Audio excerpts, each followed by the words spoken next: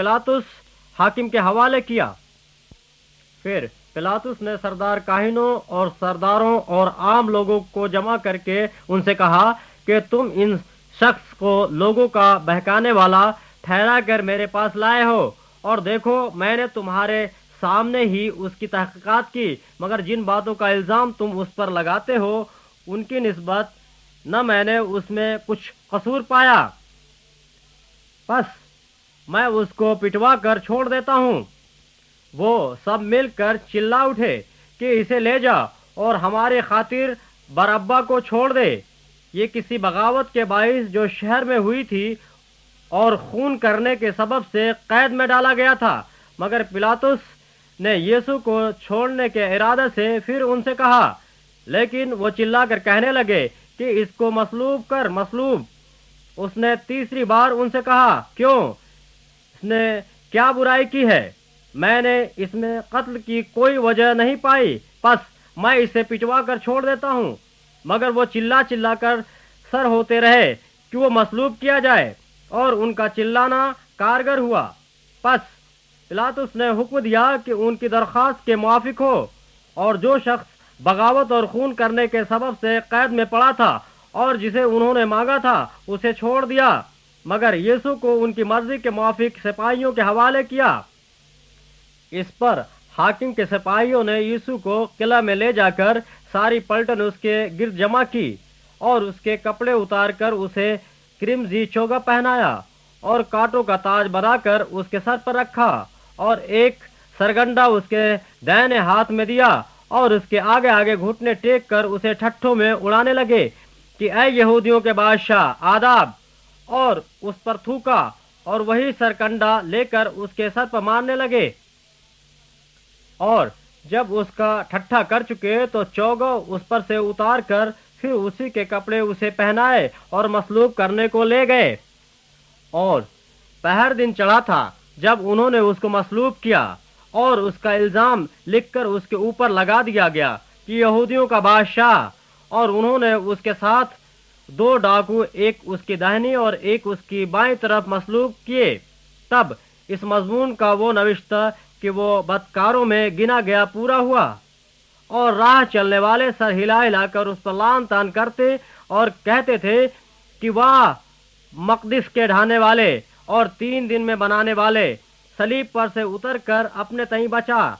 इसी तरह सरदार काहिन भी फकीहों के साथ मिलकर आपस में ठट्ठे से कहते थे, इसने औरों को बचाया, अपने तई नहीं बचा सकता। इस्राएल का बादशाह मसीह अब सलीब पर से उतर आए ताकि हम देखकर ईमान लाएं। और जो उसके साथ मसलूब हुए थे वो उस पर लान तान करते थे। फिर जो बदकार सलीब पर लटकाए गए थे उनमें से एक उसे यूं ताना देने लगा कि क्या तू मसीह नहीं, तू अपने आप को और हमको बचा। मगर दूसरे ने उसे झिड़क कर जवाब दिया कि क्या तू खुदा से भी नहीं डरता, हालांकि उसी सजा में गिरफ्तार है, और हमारी सजा तो वाजिबी है क्योंकि अपने कामों का बदला पा रहे हैं, लेकिन इसने कोई भेजा काम नहीं किया। फिर उसने कहा, ऐ यीशु, जब तू अपनी बादशाही में आए तो मुझे याद करना। उसने उससे कहा, मैं तुझसे सच कहता हूँ कि आज ही तू मेरे साथ फिरदौस में होगा। फिर दोपहर के करीब से तीसरे पहर तक तमाम मुल्क में अंधेरा छाया रहा और सूरज की रोशनी जाती रही और मकदिस का पर्दा बीच से फट गया। फिर यीशु ने बड़ी आवाज से पुकार कर कहा, ऐ बाप, मैं अपनी रूह तेरे हाथ में सौंपता हूँ, और यह कहकर दम दे दिया। ये माजरा देखकर सूबेदार ने खुदा की तमजीद की और कहा, बेशक यह आदमी रास्तबाज था। और जितने लोग इस नज़ारे को आए थे ये माजरा देखकर छाती पीटते हुए लौट गए, और उसके सब जान पहचान और वो औरतें जो गलील से उसके साथ आई थीं दूर खड़ी ये बातें देख रही थीं। जब शाम हुई तो यूसुफ नाम अरमीतिया का एक दौलतमंद आदमी आया जो खुद भी यीशु का शागिर्द था। उसने पिलातुस के पास जाकर यीशु की लाश मांगी और पिलातुस ने दे देने का हुक्म दिया, और यूसुफ ने लाश को लेकर साफ महीन चादर में लपेटा और अपनी नई कब्र में जो उसने चट्टान में खुदवाई थी रखा। फिर वो एक बड़ा पत्थर कब्र के मुंह पर लुढ़का कर चला गया اور مریم مگدلنی اور دوسری مریم وہاں قبر کے سامنے بیٹھی تھیں۔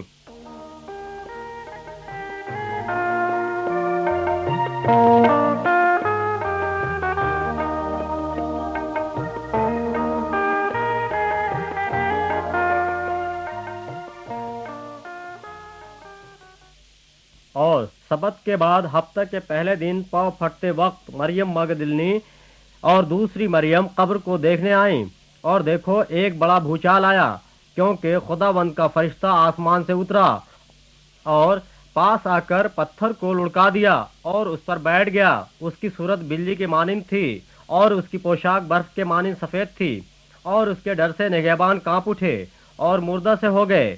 فرشتہ نے عورتوں سے کہا، تم نہ ڈرو، کیونکہ میں جانتا ہوں کہ تم یسوع کو ڈھونڈتی ہو جو مصلوب ہوا تھا۔ وہ یہاں نہیں ہے، کیونکہ اپنے کہنے کے مطابق جی اٹھا ہے۔ آؤ یہ جگہ دیکھو جہاں خداوند پڑا تھا، اور جلد جا کر اس کے شاگردوں سے کہو کہ وہ مردوں میں سے جی اٹھا ہے، اور دیکھو وہ تم سے پہلے گلیل کو جاتا ہے، وہاں تم اسے دیکھو گے۔ دیکھو میں نے تم سے کہہ دیا ہے۔ اور وہ خوف اور بڑی خوشی کے ساتھ قبر سے جلد روانہ ہو کر اس کے شاگردوں کو خبر دینے دوڑیں۔ اور دیکھو یسوع ان سے ملا اور اس نے کہا، سلام۔ انہوں نے پاس آ کر اس کے قدم پکڑے اور اسے سجدہ کیا۔ اس پر یسوع نے ان سے کہا، ڈرو نہیں، جاؤ میرے بھائیوں سے کہو کہ گلیل کو چلے جائیں، وہاں مجھے دیکھیں گے۔